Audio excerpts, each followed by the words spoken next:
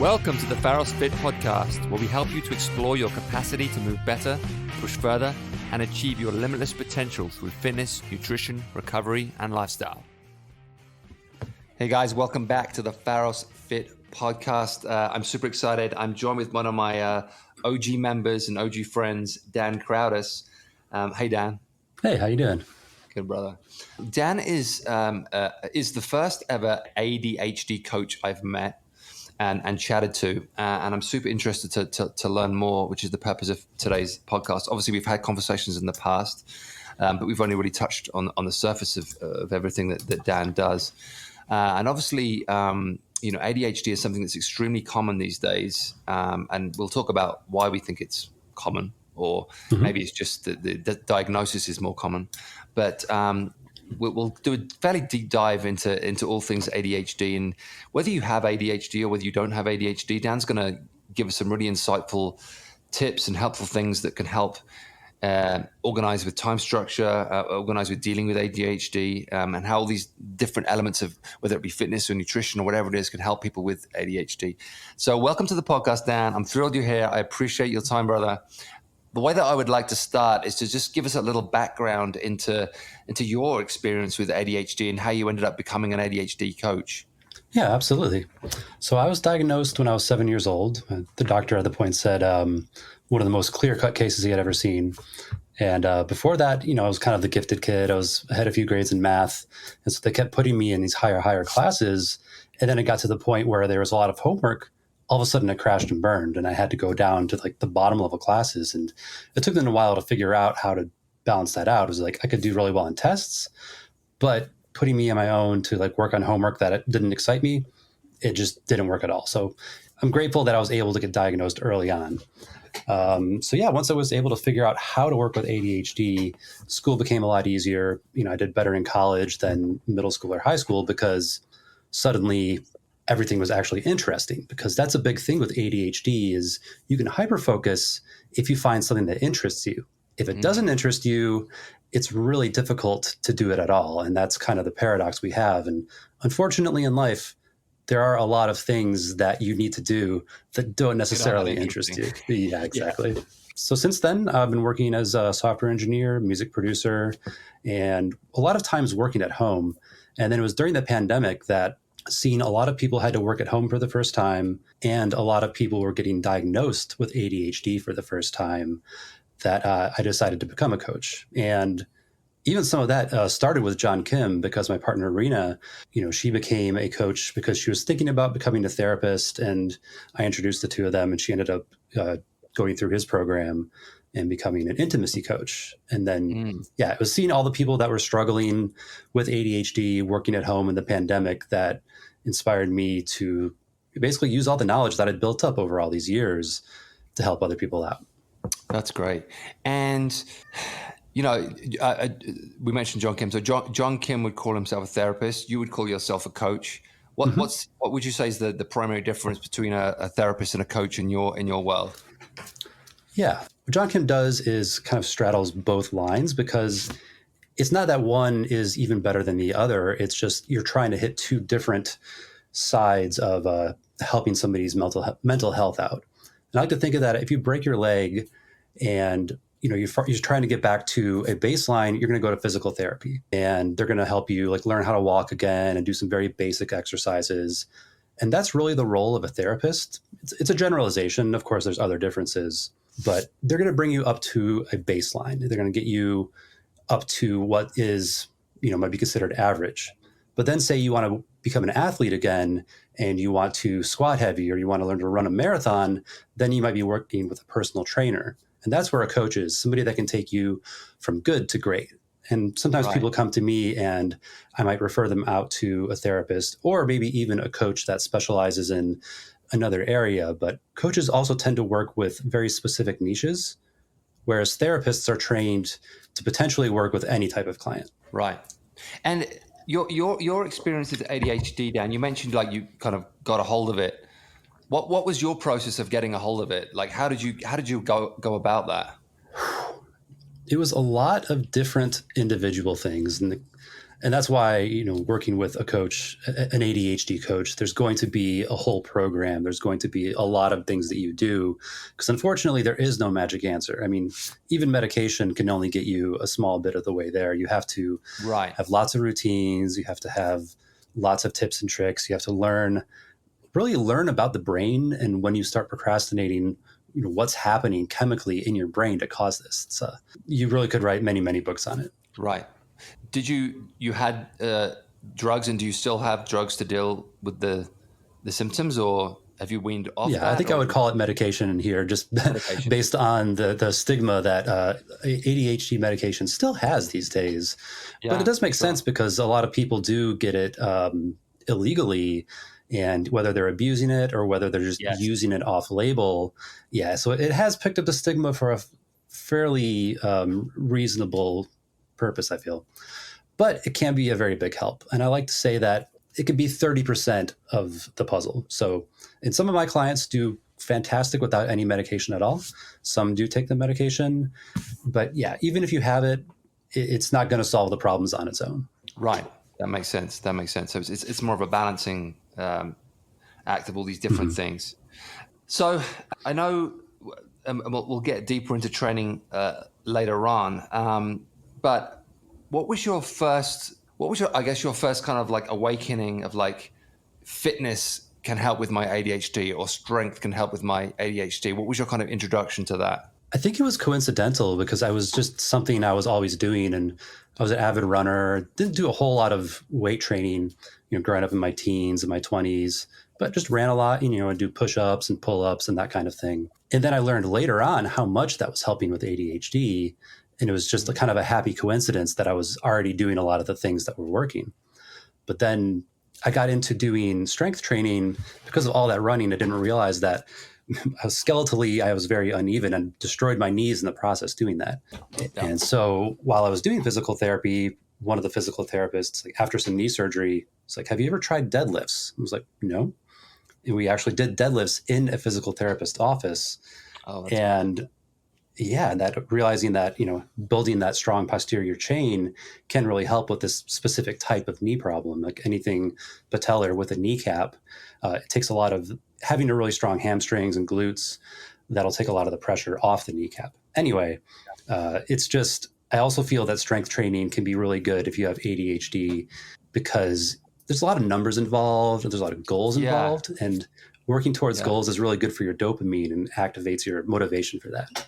Yeah, I was gonna say that you've always been very good about knowing your numbers, keeping records, writing down your results and your programming. And I was gonna say that probably is almost helped by your ADHD, right? It's kind of like one thing feeds the other. If you didn't have ADHD, maybe you wouldn't be so thorough. But because you are so thorough, it helps with the ADHD. Well, yeah, it also helps be motivated to work out in the first place because tracking all the numbers and working towards the goal, it makes it like a video game. And then you have that extra motivation to be like, oh, I got to hit these numbers, got to hit those things. And without that, you might get bored. And it's very easy to get bored with ADHD. So you got to think of like, what other kind of things can I do to gamify my life? And that's a great example of that.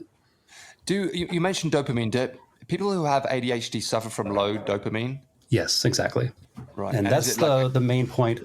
I was going to say, is it kind of a yo-yo thing? Is it like always low, or does it like go up, go down, go up, go down? Is it just erratic, or? Yeah, it can be very unpredictable, and it's the regulation of dopamine that is really insufficient because we have the hyperfocus where you do attach to something and then all of a sudden you'll get a flood of it. But a neurotypical person has a lot more control over both the dopamine and how to switch between the different brain modes. For example, like when you're daydreaming or thinking about the past or the future, that's in the default mode network of your brain. But if you're focused on doing something, that's the task positive network in your brain. And you can think of a neurotypical person, they have like a gear shift that can switch between, but the transmission with an ADHD person might be a little bit loose and kind of you end up switching back and forth without control between these different modes. And that's why you have the stereotype of somebody that just daydreams all the time. they're literally in a different part of their brain. So you're asking about dopamine though, and this goes back to medication and exercise. What medication, most of it, the stimulant-based medication, what it does is it'll raise your dopamine and your norepinephrine, which is related to adrenaline. The other things that also raises that is exercise, especially, like really tough exercise, really intense strength training. Also, I saw that you were talking about ice baths. That's another natural way, because that creates adrenaline. And when it creates adrenaline, that also creates dopamine and norepinephrine. So that's a natural way if you want to stay away from medication and you do have ADHD, is cold exposure. Yeah, and I think, there's so many benefits to cold exposure that we're only really learning about now. I've done them for a long time, periodically, and I've always felt the benefit, although I hadn't had the data to back it up. But now there is the data to kind of back it up. There's no real reason to not do ice baths, apart from the initial kind of intrepidation with it. But it's good to hear that. Do you do it regularly or? Oh, I don't do it at all. I hate the cold. Yeah. Well, but I'm going to get you in there. I'm going to make that my next time you're in Idlewild, you're going to come here. We're going to do it. I'll do it again. I've done it before. The first time I did it, practically went into shock and had to be helped out. Oh, right. But yeah, that's the thing is that, with having medication, I took a pretty low dose, but you're achieving a very similar effect.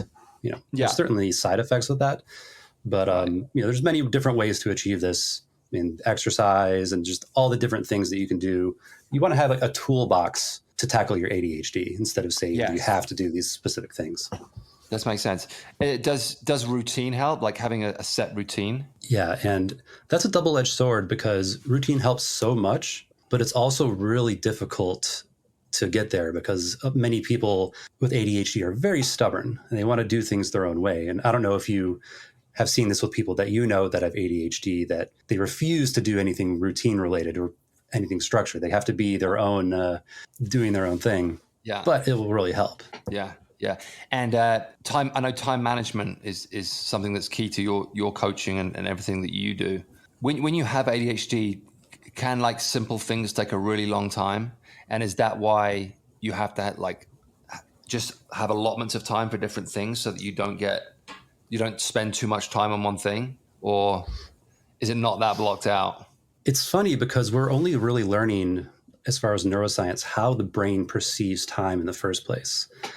And I've only heard this recently, that apparently when you blink, what that's doing is it's marking sections of time in your memory. And this is not something I'm an expert about. I've only heard a little bit. But apparently you also have what's called attentional blinks in your memory, where whatever you're focused on, sometimes your brain's just going to reset and say okay, looking around, what's next? And that's going to happen far more often in a person with ADHD. So what that really means is that we perceive time differently, and there's what's called time blindness if you have ADHD. That's why I always have this little digital timer here.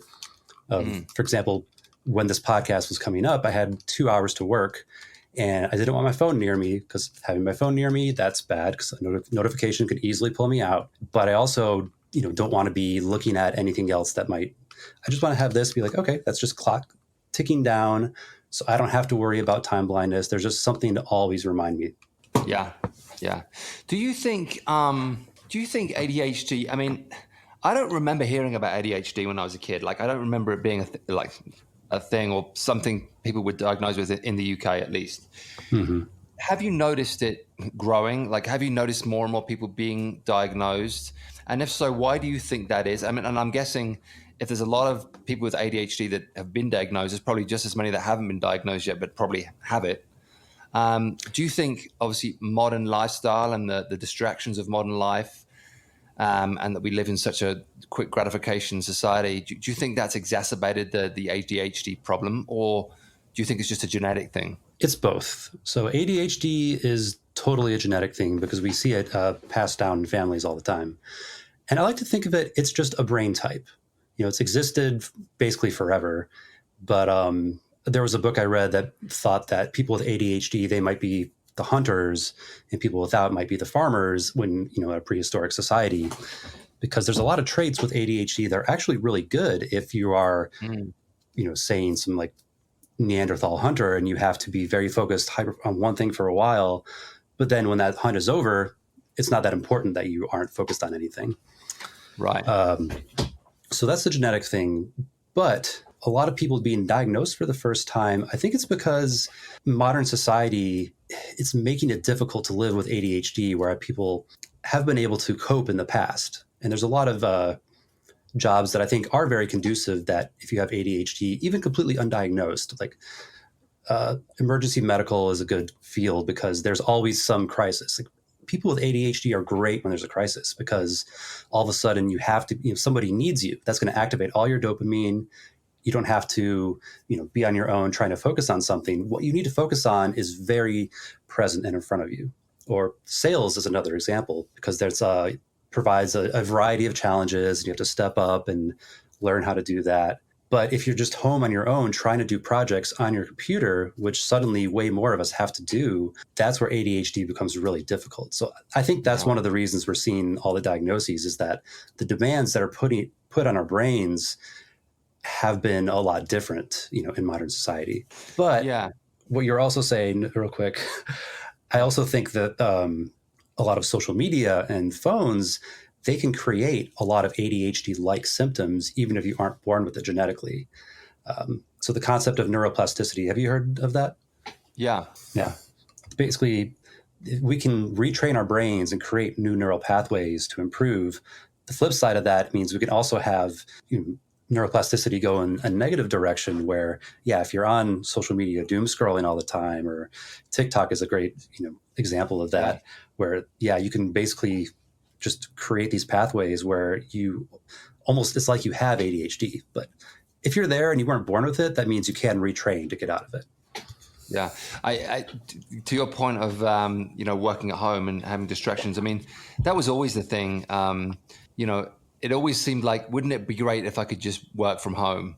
But then when you actually try and do it, you look for distractions. You actively look for distractions to not do the thing that you're meant to be doing. Oh, I'll just clean that up, or I'll just do this, or I'll just do that, and then I'll get to this in a bit. And it's like you're just looking for all these things around you. And I guess that would be maybe a symptom of ADHD, if not like actual ADHD. But it's probably just 10 times worse if you actually have ADHD, just looking for a distraction and everything. So have you always found when you do find something that you do love, that you do enjoy, it's been, easy to focus on with the condition, and it's only stuff you don't enjoy that it's hard to focus on? Or is it sometimes hard to focus on in even the things that you love? So music, for example, has music always been easy for you and always come naturally to you, and you haven't had to, that hasn't been so much of a struggle because it's a love? Or have you had to work with that as well? It's funny. I have actually really struggled with that, but that I wouldn't attribute to ADHD at all. So what you described at the beginning, that the things we are really passionate about are easy. And growing up is also like, writing software for video games. It was making those on my own as a kid. Super, super focused on that. So you hit the nail on the head. But the other things like, doing chores and doing the dishes, there's no dopamine for that. However, I did deal with writer's block for 5 years because I spent so much effort trying to like build all these musical projects, and, I created all these things, but I felt that they never went anywhere. And I dealt with, major depression for 3 years. And coming back from that, I was like, okay, I want to get back to music again. I realized that I had all these negative associations with considering myself a failure as a musician, as a creative. And I would sit down, even though I was better in some ways, I would sit down and try to create again. And those associations just came hitting me, and it was really painful. And so I think that's one of the reasons I also became a coach, is helping other creatives deal with that, because, it's all the things that happen in your subconscious, what we associate, and how can we break those associations and replace them with more positive associations. Yeah. You mentioned your period of depression. Is ADHD and depression common? They are, but I don't think it's a direct link. I think it's more of the struggles that you have with ADHD can cause depression because you're just struggling to deal with life and it just isn't working for you. And you see a neurotypical person and they're not struggling the same way. yeah, it can make you feel like a failure. It can make you Right. really That blame makes sense. yourself. Yeah. Yeah. You also see it with anxiety as a comorbid, whatever the word is, Yeah. that people can deal with that for similar reasons. We talked about trainings has helped you. Does nutrition play a part in this? Does nutrition affect you in different ways? Does it help, hinder? Hmm. The biggest thing to avoid is sugar, because that's going to play havoc with your dopamine regulation. Right. And there's a lot of people that really swear by specific diets for ADHD. From what I've seen personally, I don't think there's any one thing that is a make or break. Fish oil is great for everybody, really, because it's going to Yeah. help just your brain function. So there's no reason not to do that if you have ADHD, because it's going to help you in a lot of the same ways. But the only thing that I've seen that makes a huge difference is just avoiding large amounts of sugary things. But Yeah. I my definitely diet in general is, yeah, go ahead. No, I was going to say, I've definitely read that people on low carbohydrate diets, or even people who go keto or carnivore, have improved their ADHD a good deal. Mhm. And I guess it's specifically for that reason. Like, you're just not taking in the sugar, your body's just not converting carbohydrates into sugar, and that's just not playing havoc with that dopamine release. So it would Mhm. make a lot of sense that those kind of diets might be better for someone with ADHD. Certainly staying away from artificial sugars and refined sugars, but maybe a lower carbohydrate, higher fat diet might be a better way to go Mhm. to regulate those, that sugar and that dopamine release. Yeah, I mean, I've done low carb diets before, and I'm back on a medium carb, based high protein diet now. Yeah. No real specifics, just eating like healthy whole foods, mostly, 80% healthy, 20% whatever you want. But the big thing is avoiding sugar from what I've seen. But for other people, also, if you're going without medication, I think you do have to think of all these other aspects like nutrition and the other, exercise, cold exposure. They become a lot more important because you don't have that, which could be a crutch. Or if you want to do a low dose medication like I'm doing, because you want to avoid the side effects. I wonder whether the increase in cases is linked at all to the fact that as a society we just consume so much more sugar than we used to. Evolutionary in terms of evolution in the past. Obviously now we're as a society we're consuming more sugar than ever. Kids are consuming more sugar than ever. I wonder if that's making the problem worse because people's dopamine levels have just been fucked with from day one, basically. Yeah, that's a good question. I haven't read anything specific about that, but it very well could be. I mean, it would make sense, right? It would track. Hmm. Yeah, I've definitely read a couple of cases. I think a few cases where people have actually written on carnivore forums or keto forums is like, I suffered really badly from ADHD and this really helped me. So I think we just solved it, Dan. I think we fixed it.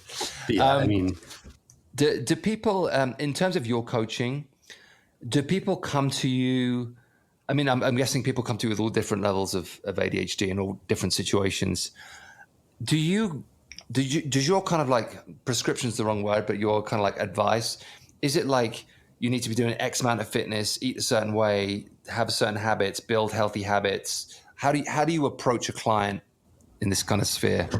yeah. So I was talking earlier about how coaches usually have a very specific niche that they work with as opposed to a therapist. And personally, I have an 8-week program, but I work with creatives or entrepreneurs, or, in the best case, somebody that is a creative entrepreneur. Yeah. I work with a lot of other, like artists, musicians, or, like cinematographers, fashion designers, anybody that's trying to do something creative on their own.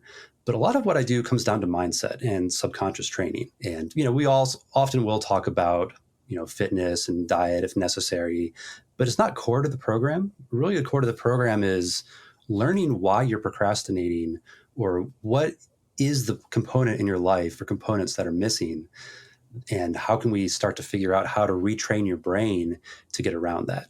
But I only work with people that are already doing pretty well.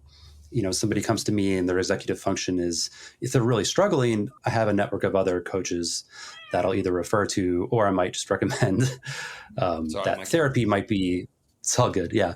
Therapy might be the best place to start if, maybe if you're dealing with some like really difficult trauma from your past, maybe you aren't ready for coaching yet.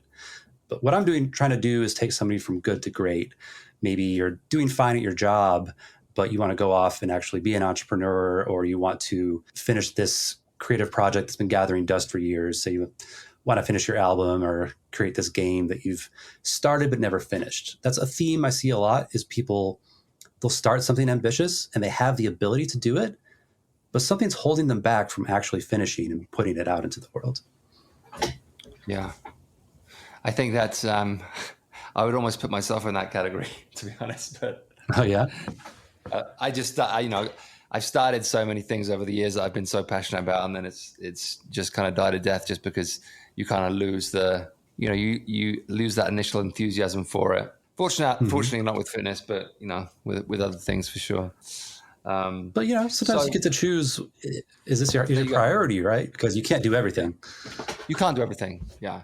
And that was always my thing. Like, I just love so many different things. I never really knew what to focus on, so I tried this for a little bit, and then I tried that for a little bit, and then I moved to this, and it was never, I was never depressed. I was never bored. It was just like, there was just too many things that I wanted to try to really focus in on one thing and make it stick. And I look back now, there's things I regret. There's things that I wish I'd stuck at, because I think I could have been good at it, but I just couldn't for whatever reason. Oh, yeah? Like what? I'm curious.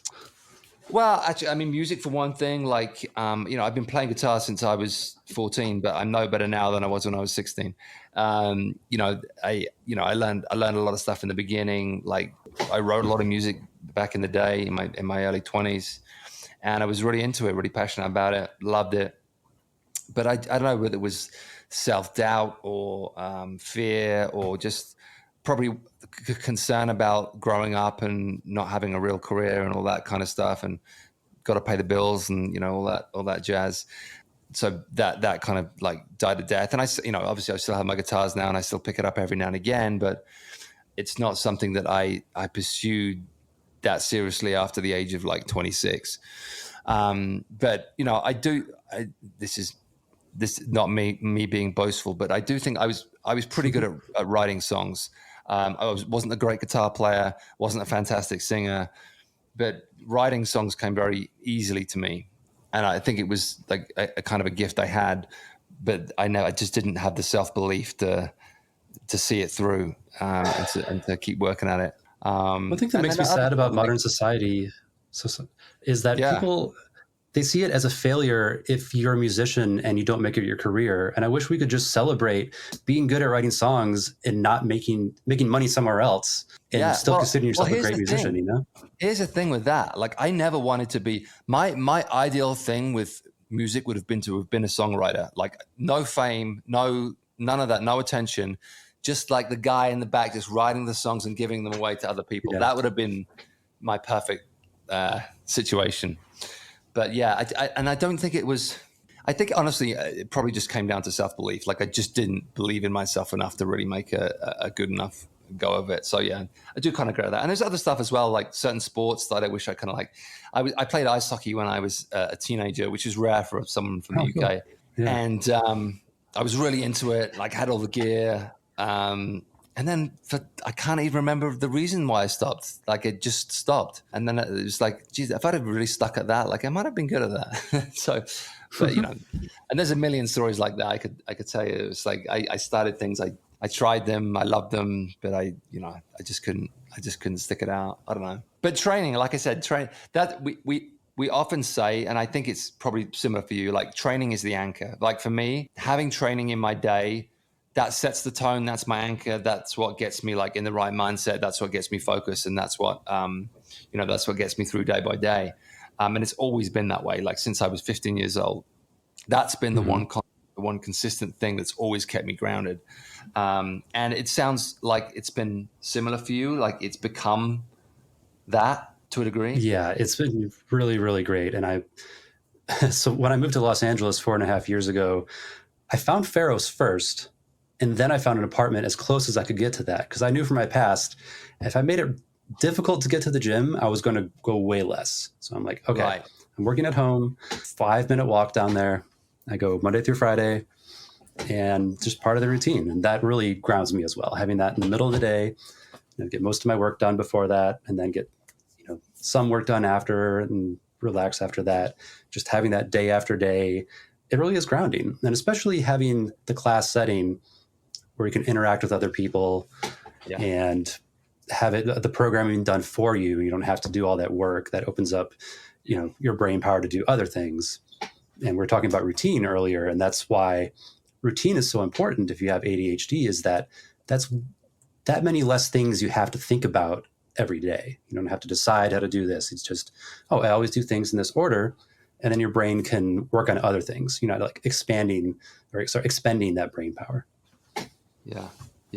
Yeah. It's, you mentioned the class thing. It's really interesting to me because obviously, I do the programming, I work out a lot on my own, but if I had a choice, like I would be in class every day because class in that interaction, it just gives you so much more, and maybe not so much more physically, but so much more spiritually and mentally. And, that there's just something so powerful about bonding and connection that you get through fitness and through physical activity and sharing experiences like that. It's just kind of a magical, undescribable thing. I always say like results are accelerated in the group environment, and by results, I mean total results. Like you feel better, you communicate better, you build better relationships. It's really a magical thing. And that's why I always like, that's why we have the open gym, and some people do like to go in and work out on their own. That's totally fine, and I do that sometimes too. But Pharos will always be a class-based facility, just because I just believe in that the importance of that connection and that kind of social interaction, because a lot of people, they just don't get enough of it anymore. Especially if you work from home, or you have a job that's kind of in isolation, and all your kind of like relationships are online in a way. Like people are just communicating online and sending texts and emails and stuff, and no one's actually having conversations. Whereas where you go to a gym and you go to a class, you engage with people, you have real conversations, you take a genuine interest in someone else's life. And that's so important. I mean, historically we had it a lot more in our lives, whether it was through church or commune or whatever it was. And now if we don't do that anymore, we have to find other outlets to have those connections. And the gym is just the best place for it. So, and I've mentioned this on the podcast before, but that became just so apparent during the pandemic. When people were going through the pandemic and they were in isolation stuff, and they could come to the gym and train outside, that was the one moment they had to connect, the one moment they have to build relationships and to just sweat together and have that kind of human not human touch, because we couldn't touch each other, but that kind of like, I still miss those parking lot workouts. Yeah, they were good. But yeah, it's such a powerful thing, such an important thing. And yeah, it's been I think I said recently what I've come to love, and I love fitness, but what I've come to love is the community that fitness can build and the expression of fitness. So it's when people come to the gym and they start to really express themselves through fitness, it's an amazing thing to watch and to experience. Fitness just becomes like almost like a tool by which to deliver your personality in a physical sense. And I love that about it. Like you can tell the way that someone behaves in the gym is the way that someone behaves in real life. And you can really see people and you can work on that. You can work on, the way that you behave and the way that you work hard at something, the way you attack something, the way you endeavor to learn a new skill, whatever it is. Like there's so much training in the gym can be useful in the real world. And you can enhance those skills, improve those skills, and to work on it, and as well as as relationships and building, the ability to converse and to treat other human beings with respect and courtesy and good manners, which is like I'm old school like that. I want people to be nice. I want people to have good manners. I want people to be respectful. And the gym's a great place to hone those skills, and it is a skill. Like imagine if you never see anybody, you never have any real communication, you don't know how to deal with people, you don't know how to speak to people. But if you put yourself in that environment with so many other people, you have to learn those skills. You have to learn to communicate. You have to learn to be social. And I think I just think it's so important, especially with, like we were saying, like with all the distractions and immediate gratification of modern society, and everyone just wanting to like get that dopamine rush from like every little thing around them. Yeah, but what you're talking about there, the ability, it's like, look, if we're in for a class, I'm not going to do burpee box jumps on my own. It's just like, no, I'm okay. Yep. But being able to be like, all right, this has been assigned to me. I don't like this, but I'm going to do it. And then you've proven to yourself that I was able to do something that I didn't really want to do. You're going to take that home, and that's going to increase your ability to do other things. And a lot of what I do in my coaching program is these little small wins that keep building on each other. And what that happens, it's part of training your subconscious that, oh, I actually can do something. Whereas if your recent past is, oh, I've been trying to do something and it didn't work, and the next day I write it down on my to-do list and I still don't do it, you're training your brain to say, oh, I can't do things. So, training and proving to yourself that you can do something difficult, that really does carry over in other areas of your life. It does. And it's really interesting when you learn a new skill and you're able to execute it successfully. You mentioned it before, like the dopamine rush that gives you, that sense of achievement, is a really important thing in the gym as well. It's easy to get caught up in, Groundhog Day of just, if you do the same workout every day for 10 years and you're just like gym by numbers kind of thing, you're not going to get that same dopamine rush. You're not going to get that same effect. But if you're genuinely, if you know your numbers, if you're making progress, if you lift more than you've ever lifted before, if you learn a new movement, if you've never done a power clean before and you learn how to do a power clean, or and it could be anything, a muscle up, whatever it is, that achievement, that learning a new skill and executing it is a huge. You just feel so good, and you can't describe it, but it's dopamine, right? You're getting that huge surge. You're like, fuck yeah. You see it when people, you've seen those CrossFit videos of people get their first muscle up, whatever it is, and they're just so excited and so happy. And it's like, well, it's just a muscle up. But like in that moment, it's like, I did something.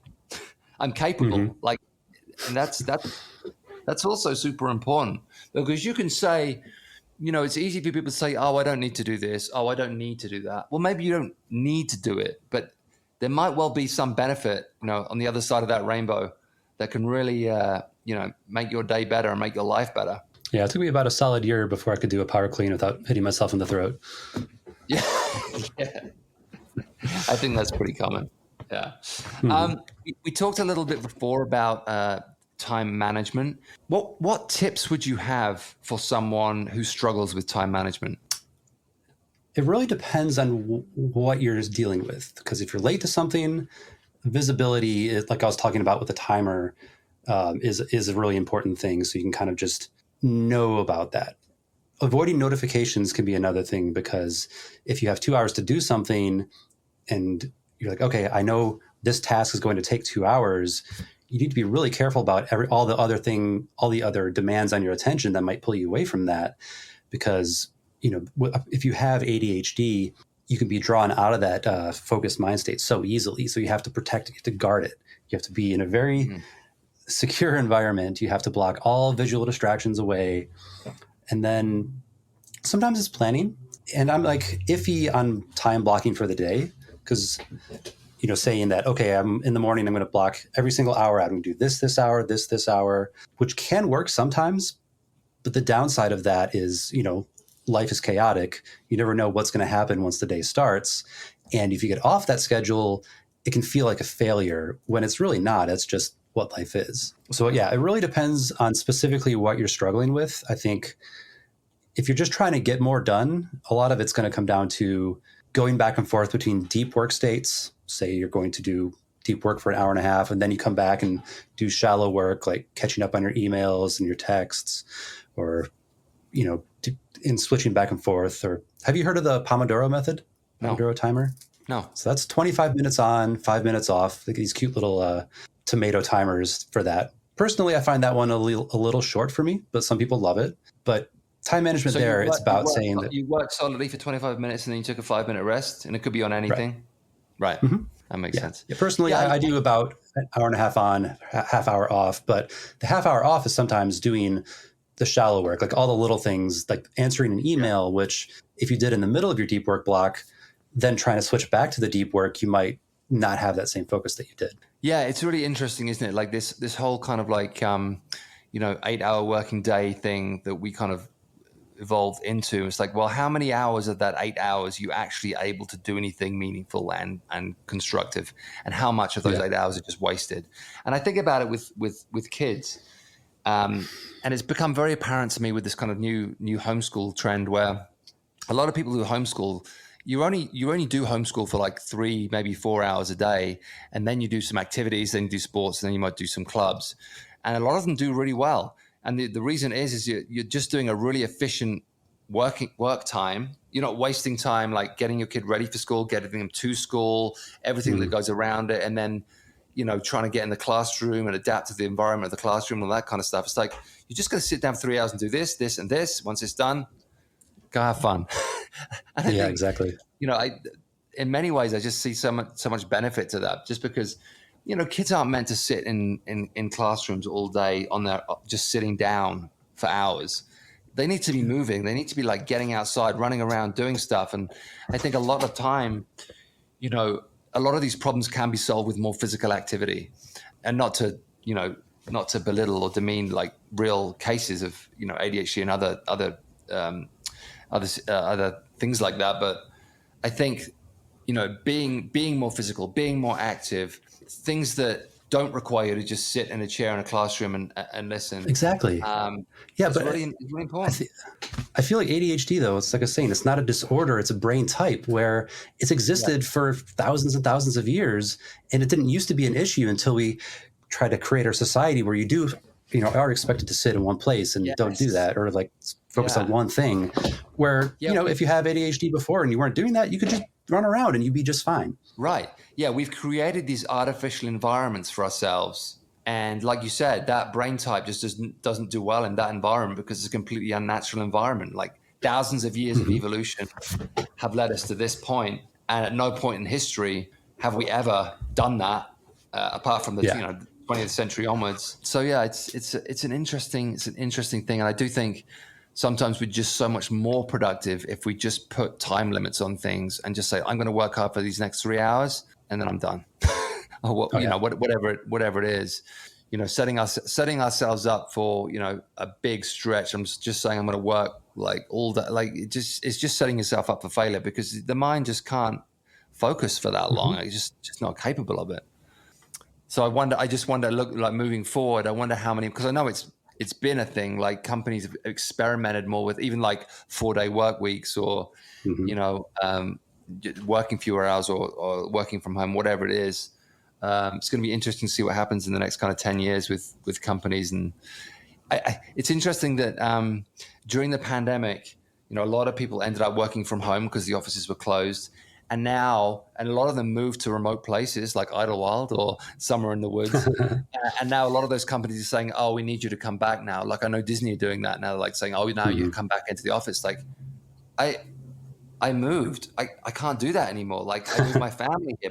My kids are in a different school, and now you want me to come back into the office? No, I can't do that. So it's a real, I think it's a real interesting time where people realized I don't need to be in office. Like it's not like I'm producing more. I'm not a better employee. I'm probably a worse employee when I'm in the office, but yet you're insisting that I do that, and I just don't want to do it anymore. Like it's been a real. I think Hmm. it for all the shit of the pandemic, like I think there's been some key things where people have had an awakening of like, I don't have to live like this. I can live like that. And it's actually better for me. It's better for my well-being to not be in that situation. I know a couple of people like Hmm. that actually up here who did exactly that, like moved here because, the office is closed and now they're trying to get them to go back in. And they're like, no, like just not Hmm. going to do it. So I think, it's an interesting thing also with cities and the countryside. Like a lot of people obviously moved out of the cities in the pandemic and moved into more countryside areas and remote areas to get away from the trappings and the distractions that the city can present. And they found a more, I don't know whether traditional is the word, but they found a more simpler existence, and just not surrounded by so many people and so many things and so many distractions and so many Yeah. conveniences. And they actually have to think about where they get their food from and make an effort to do things. And it's almost like we've gone through a small kind of evolution in the last few years of people coming to the realization that maybe, for some of us at least, living in big cities isn't good for us. Like, isn't good for our soul, isn't Yeah. good for our mind, isn't good for our, our happiness. I've always loved big cities, I honestly. It's know, yeah, just, but I'm not raising kids, and that's a big difference. I wouldn't want to raise kids in I mean, right, you could certainly do it, but you have to really think about where you are. yeah, But yeah, I mean, like yeah, Tokyo, just like being around a crush, like even like growing up when I was a kid and not living in cities, like, I just always idolized it. So, but yeah, I mean, there's so much advantage of when you're in the country, like you're saying, you miss about a lot of what it means to be human, to be alive when you're in a city, because you're abstracted from it. Like you say, like yeah. growing food and seeing what nature is like. And even if you're in a city, you have to get out to reset and just remember that. And we, It's the meditation is also a big thing for ADHD. It can help, but you don't have to necessarily just sit there in quiet to meditate. Sometimes, like a hike by yourself through the forest can be some of the best meditation ever, because you're just allowing your 100. subconscious to work through problems while you're there. And that the kind of thing is way easier if you're out in the country, because you can just walk out your front door and then go for a walk, and then there's your nature hike. Yeah, it's also interesting. Like in cities, you can be surrounded by millions of people, but it can be the loneliest place on earth. Whereas in Mm-hmm. the country, or like in a small town, you're surrounded by way less people. Like me and Emily always joke, we see way more people here than we ever saw in LA. Way more Mm-hmm. friends. We have dinners more often. We meet people more often. We go for walks with people more often, just because it's just so much easier to get around and everything's on a smaller scale. There's no hassle. So there's less people here, but there's more people in your life. Mm-hmm. So it's Yeah, and you got to you trust. know, yeah, yeah. It's nice. It's nice. Um, yeah, it's I couldn't go back.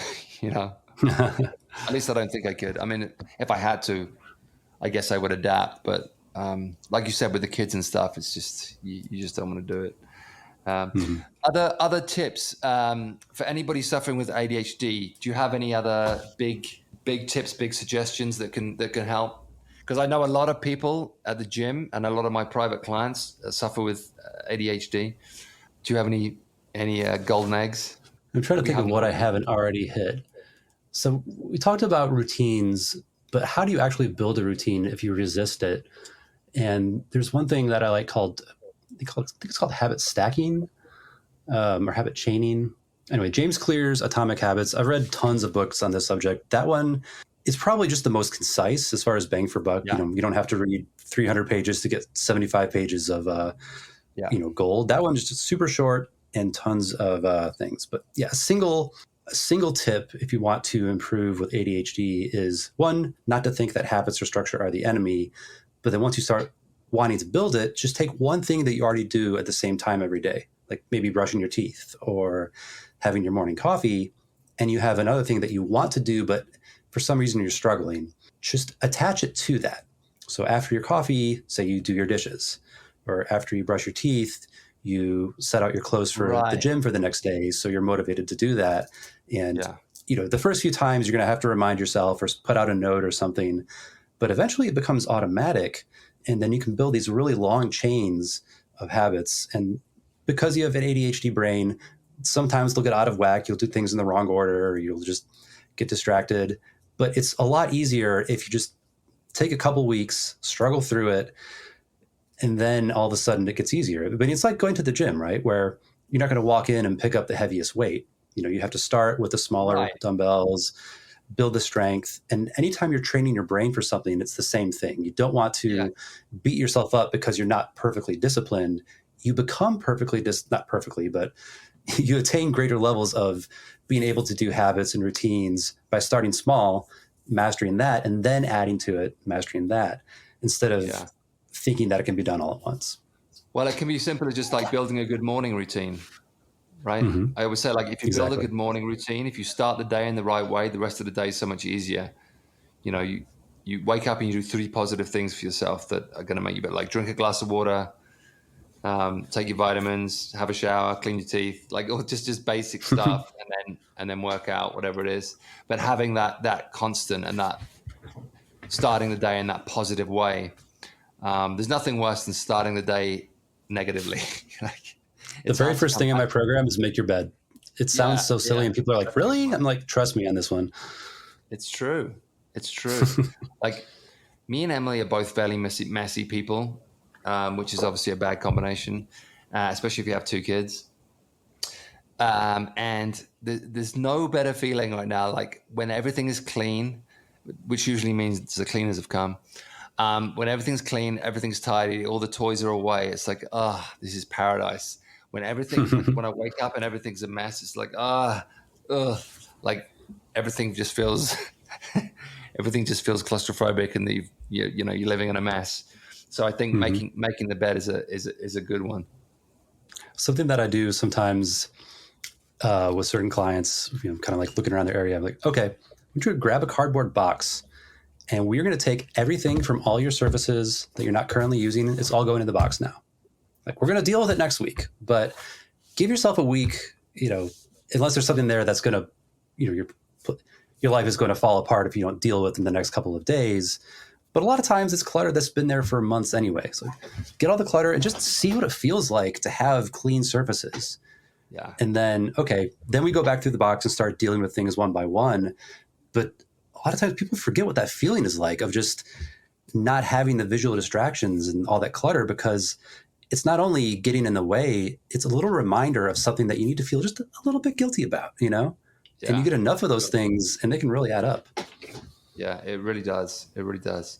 Dan, I have one more question for you. If you had to describe what your purpose was, what would you say?